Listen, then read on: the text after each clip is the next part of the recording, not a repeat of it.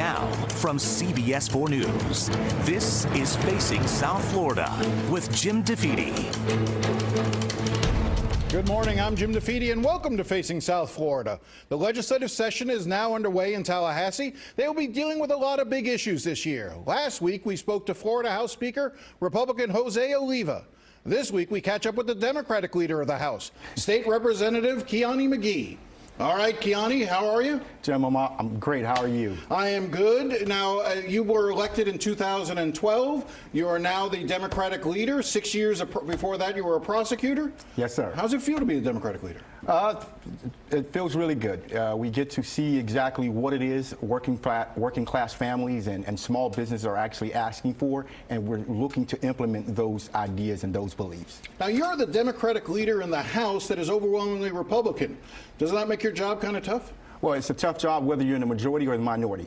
The real issue is how do we push forward on the issues that Florida families are seeking to have heard in the legislature. How do we protect small businesses and give them an opportunity and give them a leg up in order to prosper in our great state? All right, so let's talk about what are your expectations this year? What do you think is going to actually make its way through the 60-day session? Well, we have 57 days left. I expect the medical marijuana smokable bill to pass through, where we repeal past legislation that basically said you cannot allow for smoking inside of the state. Secondly, I expect some sort of health care bills to pass through. And third, I expect some sort of education bills to be pushed through also. All right. I'm in agreement with you. I think that the governor has made it clear that he wants a smokable marijuana bill to pass within the first 2 weeks. The Senate has already passed theirs. House likely to follow suit. I think that's likely to be done. But let's go to health care for a second. Jose Oliva, the speaker, was here. He has a very libertarian view of health care. He wants to sort of do away with a lot of government regulation, do away with certificates of need, allow for the proliferation of hospitals and new hospitals to be built, believing that the more hospitals we have in a community, the lower costs will be. Do you agree? I don't agree. And what I am here to say today is simply this. To admit that now we have an issue with our health care costs, it's also to say that the past 20 years of Republican leadership has failed our people. Our budget has grown in the last 20 years, almost doubled. So if we're now saying today that we have an issue with health care in this great state and that the cost has gone through the roof, that means the policies that they pushed forward 8 years ago, 12 years ago, 20 years ago have failed, and now they're attempting to correct it now. Jose Oliva, when I was speaking to him, he says that when he first came into the Florida House, the health care portion of the budget made up about 33% of the budget. He says this year it'll be about 48%. So his argument is that the state is not shy about spending money on health care. The problem is that who you're paying it to, essentially the monopolies that he considers the hospitals, are the ones raising the prices. What do we do about the price of health care? Well, again, the first thing we can do is bring in Medicaid expansion. The federal government wanted to give us about $51 to $53 billion to assist with over 700,000 individuals in the state.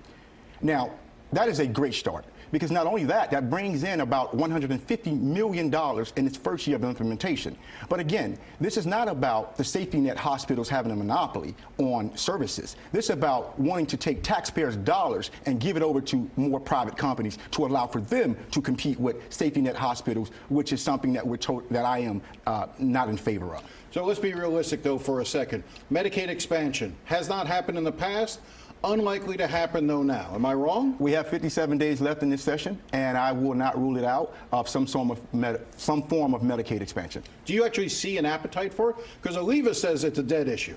Oliva is the Speaker of the House, but there are 120 representatives in that House. I am a leader of a caucus of 47. And currently, we have 46. But I do believe a debate and a discussion must be had in order to satisfy the will and the wishes of those who are here in our great state. And right now, the state of Florida is calling, the people of the state of Florida, they are calling for some assistance as it relates to their health care. They're calling for a Medicaid expansion. All right. So I want to get to education in a second, but first I want to talk about guns for a moment.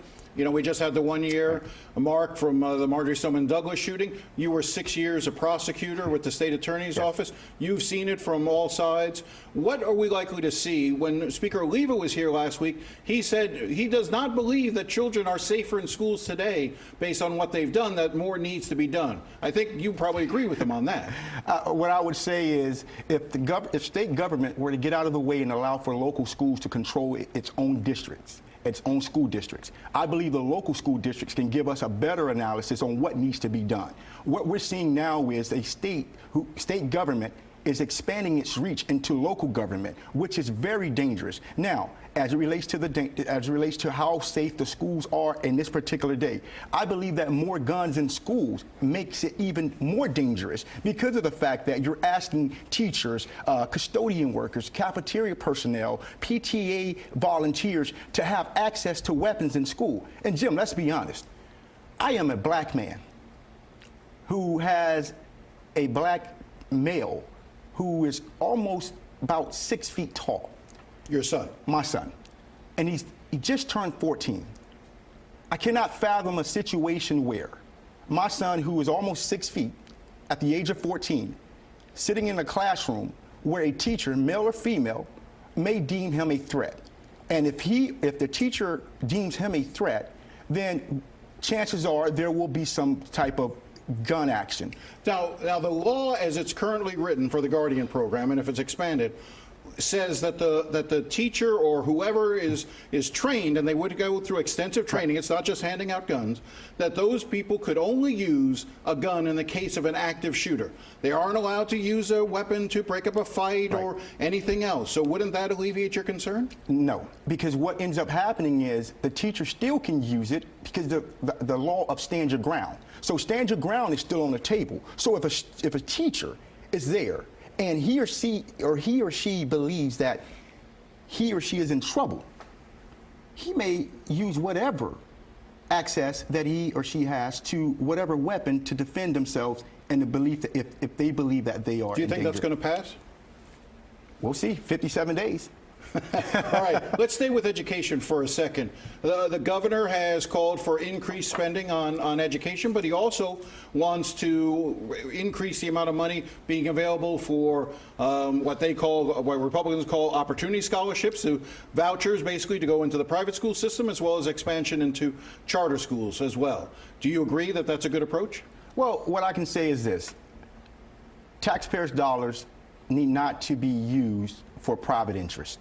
I believe that our school system can thrive and shall thrive so long as government stays out of the way and so long as government keeps its hand out of the pot of money that belongs to these school districts. He would argue that there are a lot of folks in your community, for instance, who have been part of failing schools in public schools in the past, who want that opportunity to go out of that public school into a private school where their kids can get a better education. Well, we've seen even with the Hope Scholarship, we've seen that the rallying cry was that there are thousands of individuals and communities of color who are waiting to get into a good school to better their education. But since the Hope Scholarship, a study has come out that nowhere near the number that they claim that they had to enter into that program has entered. So right now, the school districts in Miami-Dade County and across the state are in a position to make great educational gains. But our state government has found a way, again, to minimize their growth by removing resources that can benefit these school districts and these children. So let's take a step back and talk about the budget for a second. The governor's proposing a $91.3 billion budget.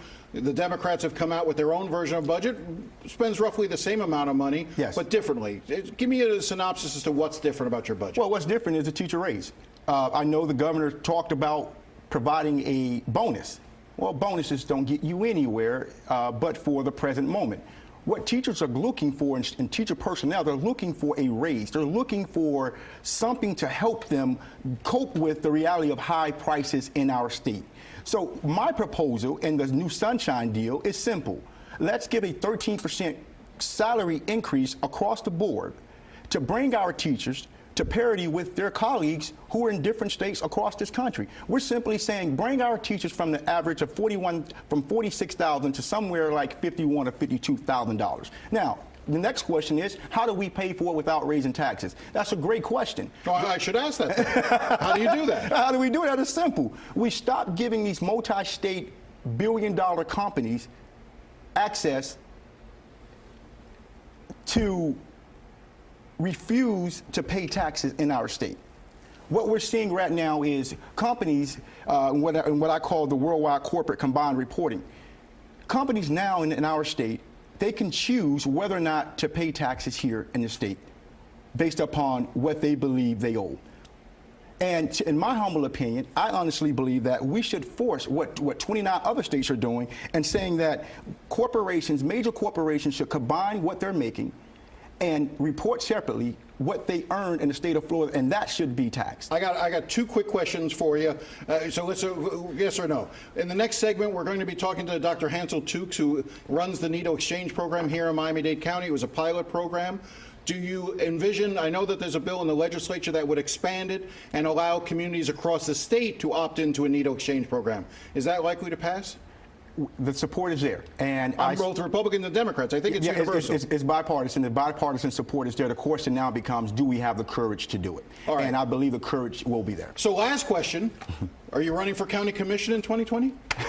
Well, the current commissioner, Dennis E. Moss, current Senator Annette Tadeo, and community leaders have asked that I step up and take the helm of that position. I can say to you right now, I am coming home in 2020, and at this moment right now, I just need to focus on 20 million Floridians, 67 counties, and a budget of a $90 billion budget. That sounds like a yes to me, but we'll talk more about that later. All right, Kionne, thank you very much for your time. Thank you very much. All right, now coming up, the NITO exchange program I was just talking about, we'll have that and more when we come back from Facing South Florida. Stay with us.